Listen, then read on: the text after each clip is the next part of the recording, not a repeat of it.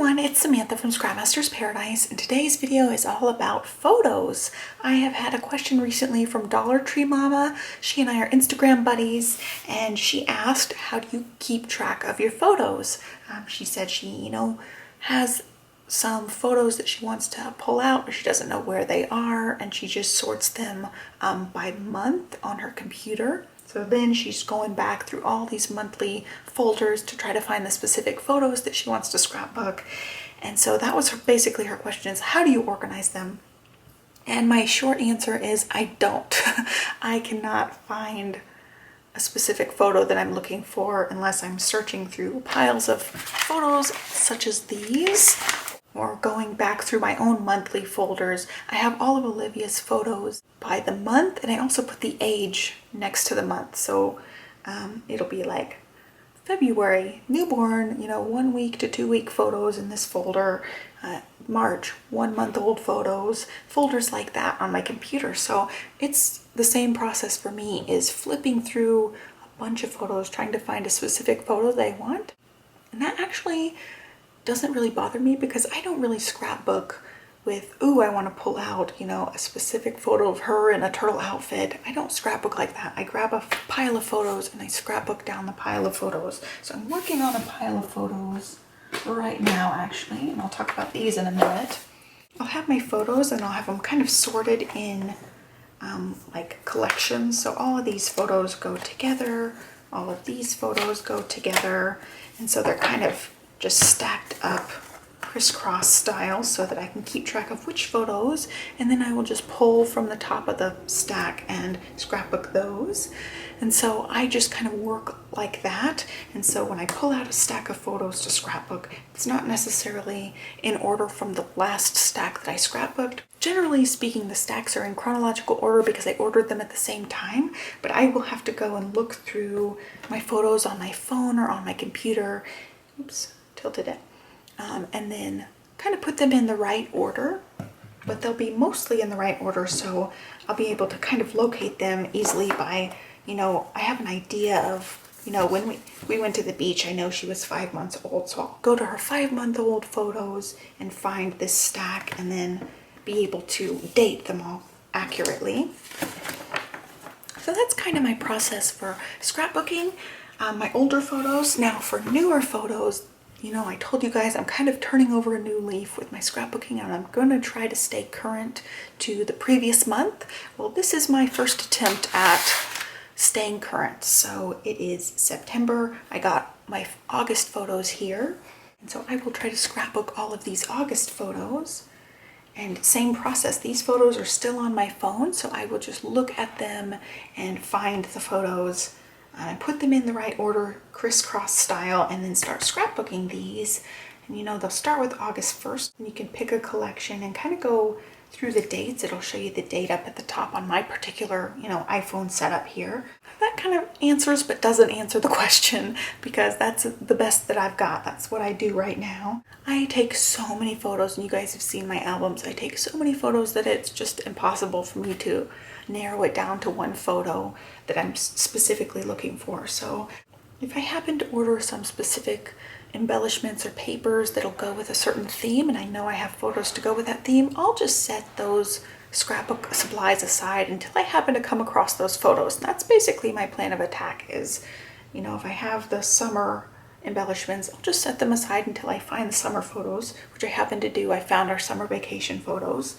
So now I'm going to be using all those summer embellishments that I just bought. Anyway, going back to moving forward, I have been doing something with my photos. I've been doing something with my photos every night or every other night before bed. It's usually every single night. I look at my photos of the day, and then I put them into collages and decide which ones I'm going to print, which ones I'm not going to print. I generally print all of them. I do something where I usually will have like a couple of main photos that I want to be bigger, so they'll be 4x6s or 3x4s, and then I'll put the rest of the photos in smaller collages. So this is 3x2 photos on a 4x6, so they're 2x2 inch photos. They'll be much smaller on my Project Life layout, but they'll still be on my layout. So it's just how I like to do them. So I've got a lot of these 2 photos on a 4x6, so there are 3x4s. Again, 3x4s, and then a lot smaller ones. So these ones would be 2x3s. And I just, do that with all the photos of the day. And then I take them directly to the Snapfish app. And this is where I've been printing my photos. If you use the Snapfish app, they give you 100 photos free, and then you just pay shipping on top of that. So it takes off the first 100 photos. It saves you $9 a month. And so I ended up ordering some through their computer because I had a coupon, and then some through the app. Your app here, they show up on the computer when you log in, so I can print them from the computer, pay from the computer. I have found that if you use the app to try to pay for your photos, you can't use their coupon code. So if you go to their website, they have certain coupon codes like free shipping over a certain amount, or 20% off. The app doesn't accept those coupons for me most of the time, so I do end up going and printing from the computer, even though I've uploaded them from my phone. So that's just a little tip. They always have really good deals, but their base price on their photos is 9 cents, which is really reasonable. So I feel like they're really reasonable. Then on top of that, you get the coupons for the free shipping or whatever percentage off, and then they're super reasonable. And they do penny prints every once in a while where you pay 1 cent per print, which is awesome. That's when you really need to go and print a lot of photos, because they'll be like $3 for 300 photos. I just really like Snapfish. I like their quality. It just makes it so easy because I take most of my photos with my phone, so I can just upload them from my phone directly. And one of the other things I like about Snapfish is I can do the matte finish prints. I love the matte finish over the glossy prints, so that's another plus for that Snapfish for me. And I don't know if they have a referral coupon, but I will link that in the description box below if they do have one. So I look at my photos in my photo app, and then I go over to PicFrame. I'm still using the same collage print app.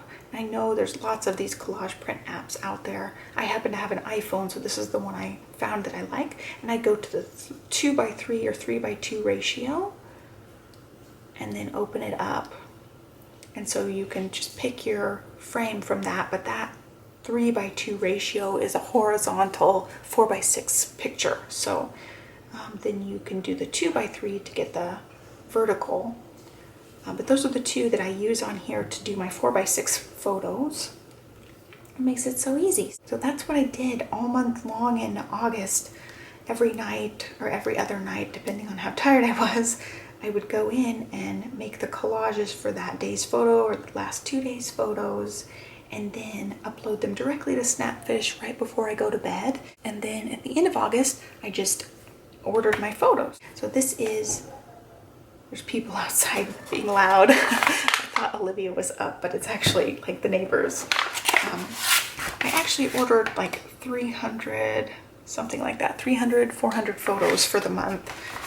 Even though I condensed it down to the collage prints, I still ended up with a bunch. So I wanted to look at some of these and show you guys what the collages look like printed. They're supposed to have a little tiny border around them, but I'm pretty sure this cuts that border off just how it uploads. So you can see I do the really thin border.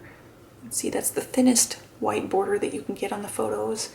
I really like the white border, but then you can always just mat the photo on white if you want the border around the edges. But I find if I'm going to cut them apart, it's so much easier to have that little white border to cut them apart with.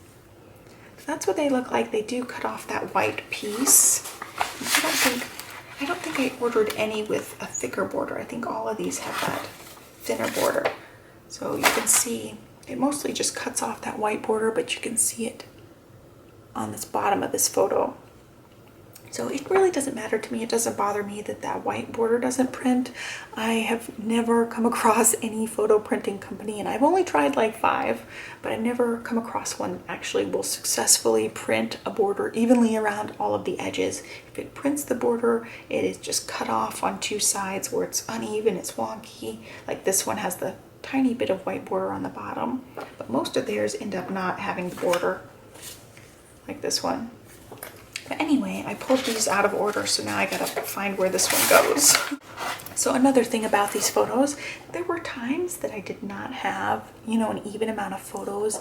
I just left this square blank, and then I can decorate and do my journaling or title on that piece. That's pretty much it. I just wanted to show you guys my photo system, how I'm streamlining everything, and I wanted to take a moment to kind of answer / not answer Dollar Tree Mama's questions. So I hope you guys enjoyed this video, and I hope you guys found some aspects of it helpful. Tonight, I'm actually going to start organizing these into the stacks where, you know, they crisscross, and start scrapbooking them. I'm really excited to get started on my August photos and hopefully kind of stay current. Okay, that's it for this video. Give me a thumbs up if you're excited about scrapbooking, and be sure to subscribe. Thank you so much for watching, and have a great day.